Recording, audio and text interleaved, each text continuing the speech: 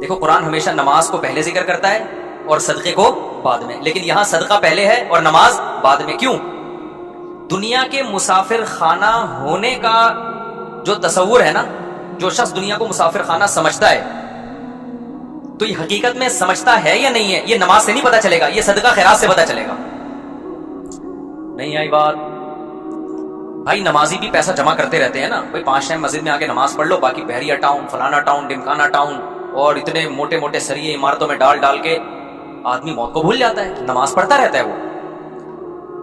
آپ دنیا کو مسافر خانہ سمجھتے ہو یا نہیں سمجھتے، یہ نماز سے پتا نہیں چلتا. کیونکہ بہت سے نمازی ہیں جن کے دل میں دنیا کی محبت کے گٹر ابل رہے ہوتے ہیں. وہ کہتے ہیں پیسہ نہیں جانا چاہیے ہماری جیب سے، کیونکہ ان کے ذہن میں تصور یہ ہے کہ ہم نے ہمیشہ اس دنیا میں رہنا ہے، تو بھی تو اتنی زیادہ انویسٹمنٹ کر رہے ہوتے ہیں. پچھلی امتوں میں جو پیغمبر تھے انہوں نے اپنی قوم سے کیا کہا؟ وَتَتَّخِذُونَ مَصَانِعَ لَعَلَّكُمْ تَخْلُدُونَ. اپنی قوم سے کہا تم لوگ گھر ایسے بناتے ہو جیسے تم نے اس میں ہمیشہ رہنا ہے. پیغمبر نے یہ نہیں کہا کہ تم حرام پیسوں سے گھر بنا رہے ہو، پیغمبر نے یہ نہیں کہا تم چوری کے پیسوں سے گھر بنا رہے ہو، رشوت کے پیسوں سے بنا رہے ہو، نہ حلال پیسوں سے بنا رہے تھے. لیکن پیغمبر کو اعتراض یہ تھا کہ اتنے مضبوط بنا رہے ہو جیسے تم نے یہاں سے کبھی مرنا ہے ہی نہیں. میں سمجھا پا رہا ہوں؟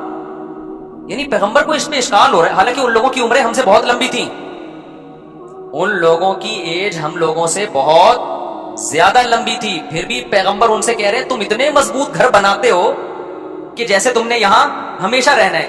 میں کہتا ہوں وہ پیغمبر ہم لوگوں کے بنگلوں کو دیکھ لیں جو ہم 60 سال کی عمر میں بنا رہے ہوتے ہیں، 60 سال 65 سال کی عمر میں ابا ذرا اسٹیبل ہو گئے نا، اب کہتے ہیں اب میں اپنا ذاتی گھر بناؤں. تو وہ پیغمبر اگر ہم لوگوں کو آ کے دیکھ لیں، ابے تو کتنا کنکریٹ ڈال رہا ہے اس میں، اتنا موٹا سریا ڈال رہا ہے، اور تیری عمر رہ گئی ہے 5 6 10 سال بمشکل، کروڑوں روپے تو اس میں پھونک دیے تو نے، تو ان کو ہم پہ کتنا اعتراض ہوتا ہوگا. یہ باتیں میری بھی سمجھ میں نہیں شاید آ رہی، آپ کی بھی نہیں آ رہی، لیکن جب آنکھ بند ہونے لگے گی تو ٹھا کر کے سمجھ میں آ جائیں گے. یار زبردست باتیں کر کے گئے تھے مفتی طارق مسعود صاحب، بالکل ایک دم زبردست. میں جا رہا ہوں اپنے کدھر 2-3 کروڑ تو ادھر پھونک دیا میں نے، اتنا بڑا بنگلہ بنا لیا یار. 2 فٹ کی قبر ہے میری، 6 فٹ کی 7 فٹ کی قبر ہے جس میں میں نے ابھی جانے میں کیا ہے. تو پھر بھی میں بار بار کہتا ہوں میں گھر بنانے کے خلاف نہیں ہوں، اللہ نے بہت دیا تو بنا لو بچوں کے لیے. ایسا نہ قبر پہ کھڑے ہو کے لات مار رہے ہیں بس اسپیڈ سے پیدا، تو مفتی صاحب کا بیان سن کے اتنے کر دیے ہمیں روڈ پہ چھوڑ کے چلے گئے ہو آپ. لیکن کوئی تو حد ہونی چاہیے نا، کہیں تو بریک لگے. یہاں تو بریک ہی نہیں لگ رہی ہے، بریک ہی نہیں لگ رہی ہے. دیواروں سے دل لگایا ہوا ہے، اینٹوں سے دل لگا. بچوں کو بھی یاد رکھو تم نے ان کے لیے پراپرٹی بنا دی، مگر پراپرٹی کی محبت ان کے دل سے اگر ختم نہیں کی، خدا کی قسم اس پراپرٹی کا ان کو 2 ٹکے کا فائدہ نہیں ہوگا. کیونکہ جتنی پراپرٹی ان کو ملے گی ان کو یہ محسوس ہوگا ہماری ضرورت اس سے 10 گنا زیادہ ہے. ابا صرف 10 کروڑ روپے چھوڑ کر گئے، حالانکہ ضرورت تو ہمیں 1 ارب روپے کی ہے، کم چھوڑ کر. وہ ٹینشن میں ہی رہیں گے ساری زندگی. دیکھو میرے ابا میرے لیے پراپرٹی چھوڑ کر گئے تھے، خدا کی قسم ہمیں یہ احساس ہو رہا تھا ہمیں ضرورت تو 5 روپے کی بھی نہیں ہے، ابا پتہ نہیں کیوں اتنے چھوڑ کے چلے گئے ہمارے لیے. نہیں یہ بات میرا خیال ہے، کیونکہ ہمارے ابا نے پراپرٹی کو اتنا فوکس نہیں کیا تھا جتنا ہماری دینی تربیت کو فوکس کیا تھا انہوں نے. نتیجہ یہ نکلا کہ ابا ہمارے لیے جب کچھ چھوڑ کر گئے تو ہمیں یہ رہتا یار اتنا ہمیں ضرورت تو کیوں ضرورت نہیں تھی. میں کہہ رہا تھا یار ہمیں تو مدرسے سے 4000 روپے تنخواہ ملتی ہے، تو ہمیں تو اس میں ناشتہ بھی ہو جاتا ہے، 2000 کی 2001 کی بات کر رہا ہوں، اس میں میرا کھانا بھی ہو جاتا ہے، رات کا کھانا بھی ہو جاتا ہے، اور سر چھپانے کی جگہ مجھے ویسے ہی ملی ہوئی. ابا نے گھر جو ہے تو اس میں ہم رہتے تو ہے نا، نہیں ابا نکال دیں گے تو مدرسے والے استاد رکھ لیا تھا وہ کہیں ٹھکانہ دے دیں گے، تو ضرورت تو اس کی بھی نہیں ہے. تو مجھے ایسا لگ رہا تھا ابا پتہ نہیں اتنے لاکھ کا پلاٹ کیوں چھوڑ کے چلے گئے ہمارے لیے. تو ہمیں وہ اضافی کیا لگ رہا تھا؟ ابا کا احسان لگ رہا تھا، یار اتنا احسان کر دیا، حالانکہ ہم اتنے سارے بہن بھائی ماشاءاللہ، تو اس میں برکت بھی ہو گئی. لیکن اگر آپ نے آج ماں باپ فوکس کر رہے ہیں پیسے کو کہ بچے کو کماؤ پوت بناؤ، پیسہ نوٹ چھاپے، اس کو بار بار پیسوں کی ویلیو اس کے دل میں، اور خود بھی اپنے عمل سے یہ ثابت کرتے ہیں کہ بیٹا سب کچھ پیسہ ہی ہوتا ہے. نتیجہ یہ نکلتا ہے کہ آپ 1 کروڑ 10 کروڑ بھی چھوڑ کے جاؤ گے نا، بچہ ناشکرا ہوگا کہ میرے باپ نے میرے لیے کچھ بھی نہیں کیا. کیونکہ نبی صلی اللہ علیہ وسلم نے فرمایا کہ لو کان لابن آدم وادیا من ذهب احب ان يكون له وادیان ولن يملأ فاه الا التراب. متفق علیہ، حدیث ہے بخاری مسلم کی. نبی نے فرمایا اگر انسان کو سونے کی ایک وادی دے دی جائے، آپ یہ سمجھتے ہو نا کہ یار دیکھیں ہم میں سے ہر شخص یہ سمجھتا ہے اگر میں ایکچولی اتنے پیسے آ گئے نا تو میں سکون سے بیٹھ جاؤں گا، پھر میری نیڈ بس یہ دعا کریں میرے پاس اتنے آ جائیں. او بھائی ابھی اتنے ہیں نہیں، اس لیے تجھے لگ رہا ہے اتنے آئیں گے تو تجھے سکون آ جائے گا. اتنے میں تھوڑے دن کے لیے آئے گا، اس کے بعد تو کہے گا کہ کاش یہ تو بہت تھوڑے ہیں یار, اس مہنگائی کے دور میں 25-30 کروڑ میں کہاں گزارا ہوگا, خود سوچو یار. یہ میں سنتا ہوں لوگوں کی باتیں نا, سب اس مہنگائی کے دور میں 30 کروڑ میں کہاں گزارا ہوتے ہیں. آپ کہہ رہے ہوگے کہ یار یہ 30 کروڑ میں, تو بھائی آپ غریب ہو اس لیے آپ کو لگ رہا ہے غریب ہو. مالداروں کے یہ مسائل ہیں, وہ ٹینشن میں زیادہ ہیں, وہ زیادہ ٹینشن میں. میں ہر طبقے سے ملتا ہوں اور ہر طبقے کے ساتھ رہا ہوں, میں صرف 2-2 منٹ کی ملاقاتیں نہیں ہوتی, میں پتہ نہیں کہاں کہاں جاتا ہوں, میں آپ کو کیا بتا. ہر جگہ میرے سلام دعائیں تعلقات ہیں, غریب سے غریب آدمی, امیر سے امیر آدمی بھی. مجھے جتنا سوسائٹیوں کو کمپیئر کرنے کا موقع اللہ نے دنیا میں دیا ہے شاید آپ کو نہیں دیا ہو. اور میں بچپن سے, مجھے آبزرو کرنے کی میرے اندر حص ہے, جج کرنے کی بچپن سے حص ہے. میں ہمیشہ بچپن سے ہی دیکھتا رہتا ہوں سوسائٹی کو, یہ ہو کیا رہا ہے. اس کو آپ کچھ بھی کہہ سکتے ہیں, کہ بیماری کہہ سکتے ہیں, یہ کچھ بھی کہہ سکتی ہے. مجھے بچپن سے جب بھی آتا ہوں نا دیکھتا ہوں یہ کیا ہے. میں گھروں میں گیا, ان کے بڈھا باپ پڑا ہوا ہے, کما کما کے کھلا دیا.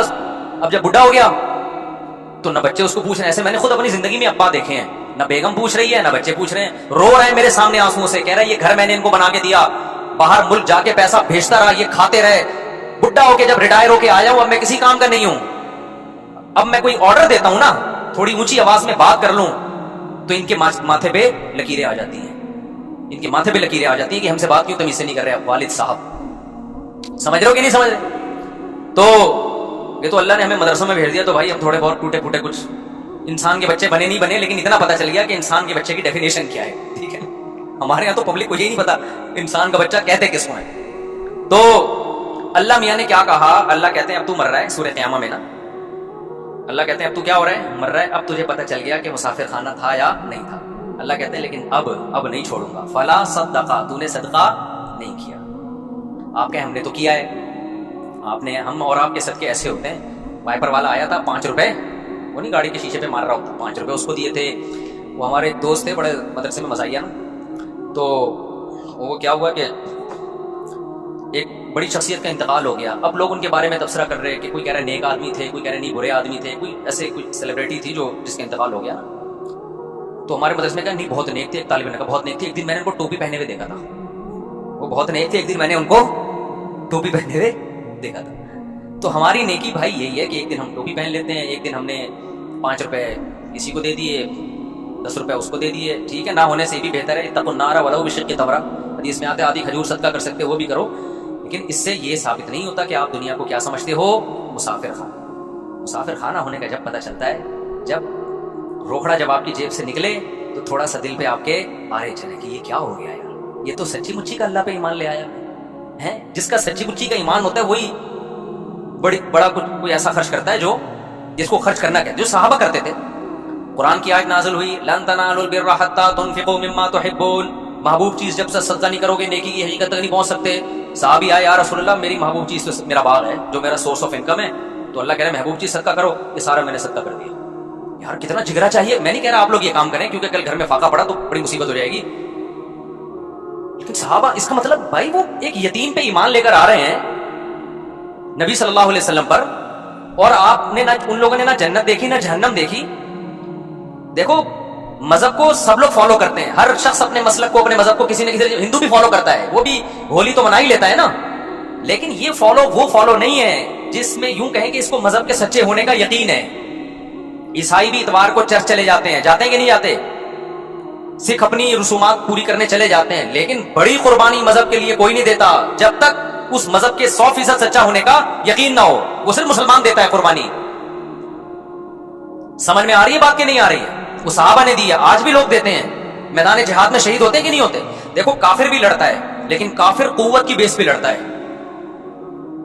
کفریہ ممالک بھی حملہ کرتے ہیں نا دوسرے ملکوں پہ, ان کو بڑی پاور ہوتی ہے, بڑی طاقت ہوتی ہے, اس کے بعد لڑتے ہیں وہ. اگر ان کو یقین ہو جائے نا کہ ہماری کسی فوجی کو 100% یقین ہو جائے نا کہ اس جنگ میں میں لازمی مروں گا, کبھی بھی نہیں لڑے گا, وہ بھاگ جائے گا.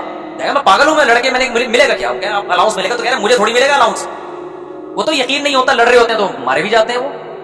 تبھی ہمیں جو لوگ جنگوں میں شریک رہے ہیں نا مختلف ملکوں کی, انہوں نے بتایا کہ جب غیر مسلم ملکوں سے لڑائی ہوتی ہے نا تو غیر مسلم جب مرتا ہے نا فوجی میدان جنگ میں, عجیب بدترین آوازوں سے چیخیں نکال رہا ہوتا ہے وہ, جیسے کوئی نحوست آ گئی اس کے اوپر. لیکن وہ کہتے ہیں ہم نے شہداء بھی دیکھے ہیں, جب وہ مرتے ہیں تو ایسے مبارک طریقے سے اور ایسے جیسے ان کی تمنا تھی ہے. بہت فرق ہے دونوں موتوں میں, بہت فرق ہے. تو ابو طلحہ انصاری نبی کے پاس آئے، عرض کیا یا رسول اللہ، اللہ کہہ رہے محبوب چیز، تو میری محبوب چیز کیا ہے؟ میرا باغ ہے۔